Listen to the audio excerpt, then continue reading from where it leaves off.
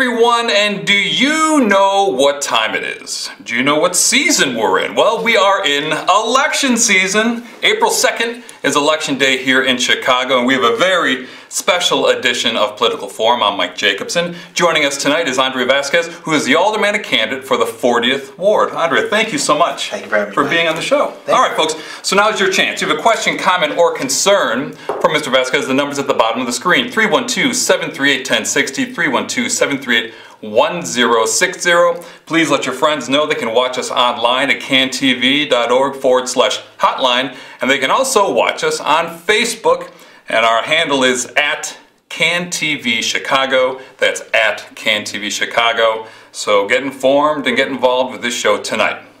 Okay, so let's get started. Sure. The election results in the 40th Ward in February caught many by surprise, with a 35-plus year incumbent now in a runoff with you. So why do you think we are here today? Yeah, I think people are really tired of the same old status quo of where it's actually led us as a city, and people just want a change of direction, right? I think if you look at the mayoral race, if you look at all the different folks who actually got elected in this last cycle, of all the runoffs that are happening, I think it's a very changed election, and people recognize that the city council for the last number of decades hasn't served us, and there's a better way to go. So, and I'm going to steal a line from what we talked about before. You said that this race is not about a candidate, but it's more about a community in terms of who you represent. Talk about that. Yeah, so my path here, part of it was really being a community organizer in the 40th Ward. And you talk to neighbors, you get the sense about what their issues are, right? Affordable housing, not having a transparent government, not feeling like they're supported or invested in, not being connected to each other. So being able to do that, to create the kind of meetings that we were doing on a monthly basis, the kind of canvases, you start growing a community, and you realize that when people actually do work together and understand they have a shared struggle and a shared goal, that we can do amazing things. And I think sometimes people look at elections and think it's just one person, right, but there's so many people, volunteers, staff, campaign managers who get us all there. And I think it's something that should be appreciated. So let's talk about the 40th Ward. It's known as, or people say it is, you know, the safest, if not one of the safest, if not the safest ward in Chicago. Do you believe with that? Are you okay with that? Do you rest by your laurels with that? How do you take it? I think comparatively one can say it is one of the safest wards in the city. But the reference I always use is, it's like there's a burning house and the closet isn't on fire yet. And somebody's in the closet saying, this is the safest closet in here. That, you know, it's a problem if you don't think of it as city as a whole. And we just had a shooting by River Park in the 40th Ward. So it's not like safer means safe. And if we don't solve the larger problems at our city and address the root causes of where crime and violence stem from, which is the lack of investment in neighborhoods across the city that need it, we're never going to move forward from that. And as a parent, right, that hits me at my core, and when I talk to neighbors, they feel it as well. So you talk about lack of investment, because obviously, as you said, this, you know, you're talking about violence. It is a, you know, a ward problem. It is a city. It knows no address. Let's say that. That's right. Nationally. So you're talking about, you know, steps. What are some steps that, you know, that you want to, that you can talk about tonight, that you, if elected, that you'd like to introduce to City Council? Yeah. So I think, you know, when we're talking about safety, right? Yeah. All those things, components that make up a community holistically help, right? Affordable housing, having well-funded schools, right? Having streets that are paved so you walk out and you understand that you're valued as a neighbor, right? Those are things that we can always legislate towards and do better. But when it comes to really addressing violence, I think one, you want to get to the point where you have neighborhood associations and the kind of communities there that are always around, where you know your neighbor's kids. That helps prevent some crime, like the Amazon package thefts and stuff that happen. So part of what I want to do in office is create quarterly neighborhood association summits. So you bring in all the different neighborhood associations and block clubs across the ward, along with neighborhoods that don't have them, and do best practice sharing, find out what opportunities there are in the ward, what's going really well. Citywide, it's all about investment. Instead of giving our money away to corporations and developers, we need to be investing it in the neighborhoods that haven't had it for generations. Because if you're growing up in those neighborhoods and you don't have the opportunity, resource, or education, you're going to resort to crime just to survive. And if, either you join a gang because you want to feel part of a community, or maybe you're starting to steal things to survive. And if you don't have anything, you're going to go where people have things to steal them. So to really solve the problem, you have to look at it as one city and really make that investment. So you had a big write-up recently in the Reader where you talked about your background in hip-hop music and how it helped you learn about community. So how did you go from going to hip-hop and rapping to running for the 40th Ward Alderman? What's that story? Yeah, I mean, it's very much a story of a city kid, right? So my parents were immigrants from Guatemala. When you're raised in an immigrant family, you're an immigrant, right? Like, I remember going to retail stores and having people yell at my parents and telling them to learn the language or go back home, right? But also, so you already don't feel like you're part of a community. Also, because we were poor, we were being gentrified out of neighborhood after neighborhood. So we moved at least 5 different neighborhoods, and I went to 4 different public schools, right? So growing up in that manner, that's the city environment that raised that. You have a fractured life. You don't feel like you're part of a community. So the hip-hop community were the people that I met first who were accepting, who were like, you know what, we're the misfits too. You're someone who likes to write poetry, come in and rap with us. What was problematic about it is that it's also plagued with toxic masculinity, homophobia, misogyny. It's rap music, right? So I didn't understand. On one hand, when you're accepting a community, right? Like, how do you let go of that when you haven't had one? Right. And how do you really, when you're young, have the analysis to understand that, oh, we need to make sure we reform this as well. As I got older, you look back and you go, you know what? If you're someone who doesn't feel like part of a community, to then create a community that excludes others doesn't solve the problem, it only replicates it. So meeting my wife and having kids and looking back at like the totality of my life, I felt like, if you only have one life, let's make sure the rest of it counts. And that led to me community organizing and building and getting to the point where you meet people who want to change the city. And I think through that and like just my life experience, we got to the point where a lot of the people we were organizing with thought it was a good idea to run, and here we are. So it started with the Bernie Sanders campaign, is that right? Like, so what was your, like is there one single person or one really single event that let you say, okay, hey, you know, Bernie Sanders, I'm going to start with this, and I'm going to move forward? It's like a little bit of two, right? So first, as a person of color, you see Obama go in office, and you're just like, there's a glitch in the matrix. I had no understanding that this was possible. So then you start perking your ears up and pay more attention to this stuff. But yeah, Bernie definitely spoke to me, and then I was, through someone who knew me from when I was a rapper, I was able to meet Alderman Rosa, who introduced me to Bernie, and at that point, you just don't think if you're a city kid who went through the life that I did, that you'll even be in a room with a presidential candidate, much less be able to speak to them. And, you know, it's one of those things where you go, okay, I met the guy, I got a picture with him. We got to go make sure he gets elected so I can have the picture up in the living room or whatnot. So that led to me driving to Iowa to go knock on doors, then coming back to the city to throw a fundraiser because I knew how to put shows together. And it just became this roller coaster where I met the executive director of Reclaim Chicago, which is an organization focused on eliminating the influence of money and holding elected officials accountable. And yeah, that training and meeting all the folks and organizing all just brings it here. So it's a very strange story, admittedly, but I think we need more of them in the council. We need people that have come from the city and struggled in the city to be in the council to fight for other people that struggle in the city. So to the point about your story, so your story is now being used by your opponent, saying some of your lyrics when you were rapping denigrated women and the LGBT community, as you just mentioned. Mm-hmm. So how do you respond to that? I think on one hand, it's a very valid criticism and conversation to have, because as a society is also plagued with those same problems, right? So on that aspect of it, knowing how sorry I feel about it and how embarrassed for, you know, the person I have been, that's fair game to talk about. People that have met me through organizing, neighbors knocking on doors, like, they understand I'm not that person anymore. But the alderman, there's two things he doesn't want to talk about: his past and our future.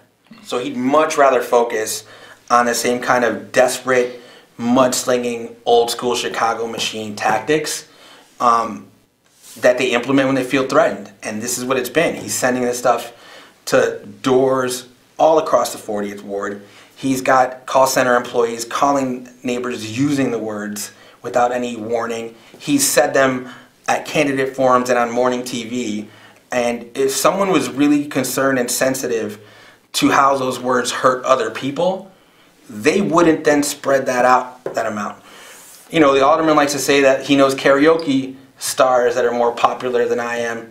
That could be fair. Maybe when I put out music, it didn't reach 55,000 people. The alderman clearly has, because he's sending mailers every single day, right? So you're actually making a larger problem that you think you're critiquing.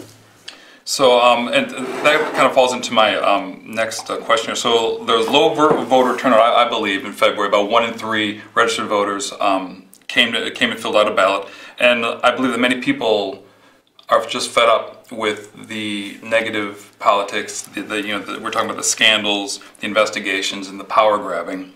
So how do you turn an apathetic base into an energized base? You provide hope, right? You to your point, no one wants to see butcher paper over their ward office, right? And this is someone who was a mentor to Alderman O'Connor, right? The way you get people to actually get engaged is to just have the conversations on a one-on-one basis, which is why I and our campaign have been knocking on doors, I mean, relentlessly. Because really what people on the other side of that door want is someone that's going to hear them out. Because they're dealing with the same struggles we all are, and they want to be heard. And if you provide the opportunity for someone to understand what their power is, like, come and join the campaign, come and knock on some doors, come and see how we build community and what we can do in office to make lives better for the people of Chicago, you're going to get more people that help out. And I think also we need to do a better job of providing civic education so people understand what ward they live in, what an alderman does, and why it's important for them to hold that person accountable. So, being new to politics, your opponent has served in city council for nearly 4 decades. So I'd like you to break down both angles here. What are the benefits for ward residents for both sides, for being a person who has been around for 30 plus years to a person who is fresh to the game? So what's the benefits do you see for ward? I think the benefit. The issue is the benefit for whom, right? So the benefit of someone who's been there for 35, 40 years is they can say they know everything. I've been here for 30 years. I can speak about the details. You guys wouldn't understand how this stuff works, but I'll handle it because I've been there, right? What neighbors sometimes identify that as is the alderman saying, you know what, I've brought millions to the ward. I've helped this school and I've helped this development. Because people don't understand the larger context, they don't realize that the money that's actually being spent is their tax money. That in the same breath where he's saying he's providing millions for a school, they're voting to give away billions to corporations and developers, or they're selling off our public resource the way they did the parking meter deal. So you can't give away $100 and then give somebody 5 cents and say, you know what, I took care of you. Because that's exactly what that dynamic is. So I think having somebody new in office and having a fresh set of eyes, a fresh take, and a new direction could help solve all that. Like, we need to actually get to the point where we're not giving away money and we're actually investing in the neighborhoods and communities. And I think when we look at the city, it's changing. The machine is becoming more and more vulnerable, which is why it's fighting so hard. I think however the mayoral race goes, we're going to have a black woman leading our city, and we can have a council that actually holds that mayor accountable. And the opportunity to do it is this election. So, and now being that your opponent is also been in office for 35 plus years, do you believe in term limits for aldermen? So I believe in term limits for mayoral because it's an executive function. I believe in term limits for committees because I think if you're in a committee for too long, you're amassing too much power, and other city council members should get more experience in their roles. For the aldermanic, ideally, you want a well-informed electorate to be that term limit. We don't have that, which is a problem. That would be the ideal. What you also want to have is fair elections, which is a big part of our campaign. It's making sure that it's a publicly financed small donor matching system. So if you're a candidate who said, I don't accept corporate PAC money or developer money, the city would match donations 6 times over. It only takes up 1% of the budget. As a voter, you would then know who are the people that are selling you out and who are these community grassroots campaigns, right? Mm-hmm. That would also help because it would make for a more healthy and competitive democracy. Having said all that, as part of an endorsement from Brand New Council, among the other organizations we endorsed, I agreed to a self-imposed 3-term limit. Okay. So was that campaign finance reform? Did you believe there should, like when you're talking about campaign finances, there should be a cap? Should there be a level playing field? Because that's another thing. When you're looking at the, everything from the presidential race to the governor's race, even to the mayor's race, now even to the aldermanic races, you know, there's the haves and the have-nots. Do you believe that everyone should be on a level playing field? Yeah, and especially right now. So if you look at our campaign, through neighbors donating, right, we got to 200,000, which sounds like a big number for a grassroots campaign, because it is a big number for a grassroots campaign. We are up against $1 million to $1.5 million that the alderman has, and that's being provided by Rahm Emanuel, charters, realtors, you know, people who have contracts with the city, because a lot of the donations are limited at $1,500.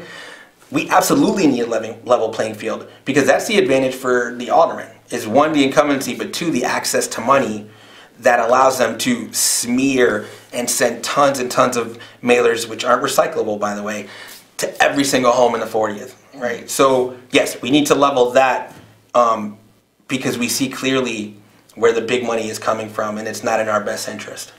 All right, so folks, I'm going to show you now the website if you want to get more information about Andre and his campaign. It's going to be right here. And the website here is, I believe, yes, it is andre440th.com. That is ANDRE 4FOR 40th.com. On this, you can learn about him and his family. You can also learn about the issues that are most important, and that's what we're going to get into next, talking about your platform. So you're running as a democratic socialist. So what policies are you advocating for? So I think first I'd like to start with a baseline of what I view democratic socialism as, sure. Because just like everything else, there's a spectrum, right? The way I talk to neighbors about it is as such. Businesses exist to make profit, right? Some view it as good, some view it as bad. I think it's almost like a law of physics. It's just what happens with businesses. I believe that government is there to provide for the social good. So it becomes a counterbalance to the influence of money from large businesses. Mm-hmm. So when we talk about a fair elections ordinance, that's the kind of thinking that I'm looking at, right? That we should not have the influence of money tainting our democracy, and government should be reining that in. That's just a balance. So when it comes to, like I said, fair election is one. When you think about just investment in neighborhoods, right? Affordable housing is it's not a profit-driven motive. It's because you want to provide these things for everyone in the city. You want to be able to grow a middle class in Chicago.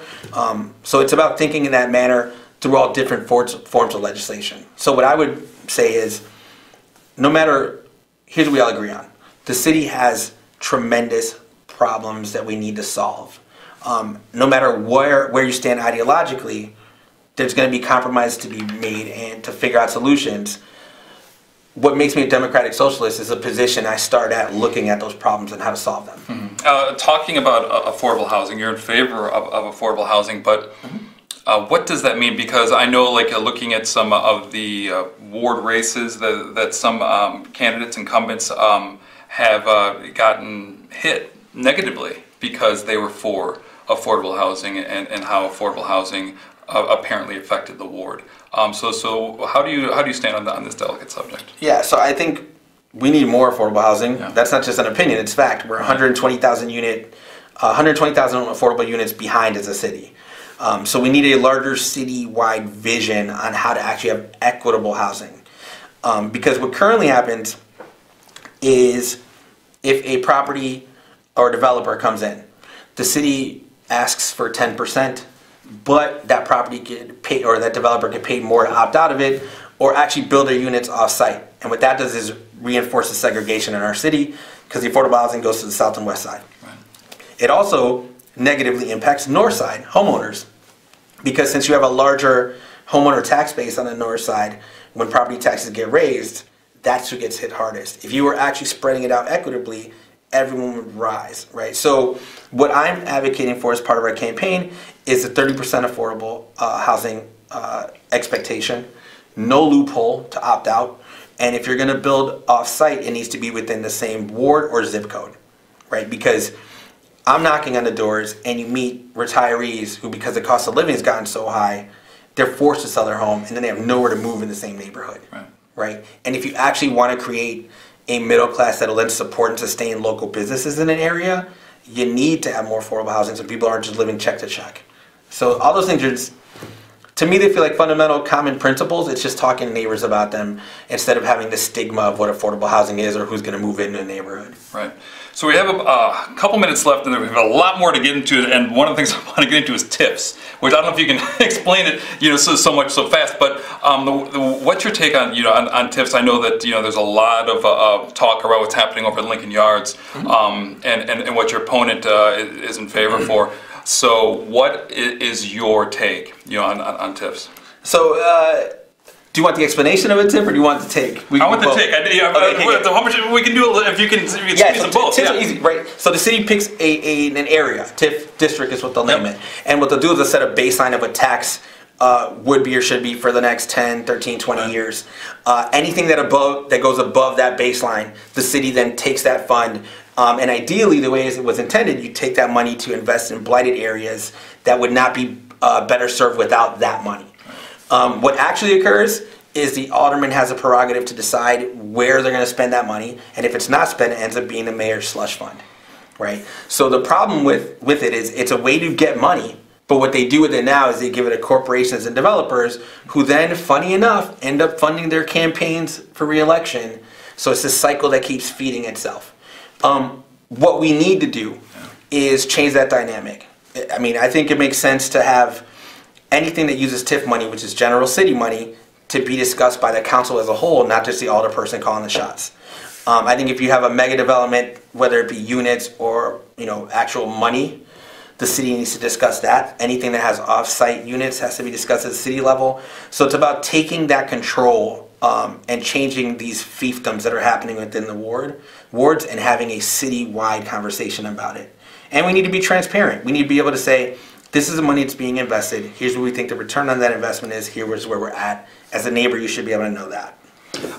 So now shifting gears, and you mentioned before that this is an historic election, and as a son of Guatemalan immigrants, truly, what does this mean for you? Like obviously that taking this, you're a role model to other people who from the younger on up who might want to do exactly what you're doing. So what does this mean for you? It's been one of, if not the journey of my lifetime. That when I think about where I've come from and what I thought was possible for me in my teens, in my 20s, in my 30s to then be here, it rocks my core to think about that potential. What also I look at is really how hard this machine fights to keep people that have actually come from these struggles from getting into office. Like not only the smear campaigns and like these desperate tactics, but the amount of money that is being pumped in to the 40th ward because somebody wants to paint me as this big scary rapper. But in reality what they want to do is they want to keep people out of this system so they can continue to make their money, they can continue to give money to these developers and keep sending our city in the wrong direction, and they don't care who gets priced out while that occurs. So the ability to be able to run, to then be able to be in office and legislate in a way that actually looks and takes care of all of our neighbors, where we can actually change course and people see all the potential in this city, because I think they feel it, but what they also feel is the corruption, and they do their best to try to work through it, and we actually have an opportunity in selection to chip away at that and actually provide for each other. Okay, so you got about 30 seconds. So now the floor is yours, and let people know, or tell people why they should vote for you come April 2nd. I think if you want to vote for change, and if you want to vote for improvement, if you agree with me that you're not better served by people who are going to sell your parking meters, by people that legislate from the top down and just tell you what decision making is, rather than having an open government where you're at the helm, if you believe that we can move forward in a better direction, then I would say you should vote here, and I'm asking you for your vote. But more than that, because we understand the ground game of Madigan people that are coming, of the amount of money, I would say if you have any time in the next 4 days to show up at 5232 North Damon, that's 1 block north of Amundsen, and come volunteer. If you want to find out who I am now compared to who I'm being painted as, come check out our campaign. Meet all the people that are volunteering, and you'll see the difference between a movement and an operation, which is what they have. All right, that's it. Thank you so much for your time. I appreciate it, Andre. And I want to thank you, all the viewers, for viewing in today, for watching us today. And so I just want to let you know again that the election is April 2nd, Tuesday, April 2nd, this Tuesday. So you want to make sure you get out and vote. You can also vote early. The polling places are going to be open if you want to vote today, if you want to vote tomorrow, if you want to vote on Monday, you can too. So, but just get out and vote. So I want to thank Andre, and I want to thank you all viewers for watching, and everyone have a good night.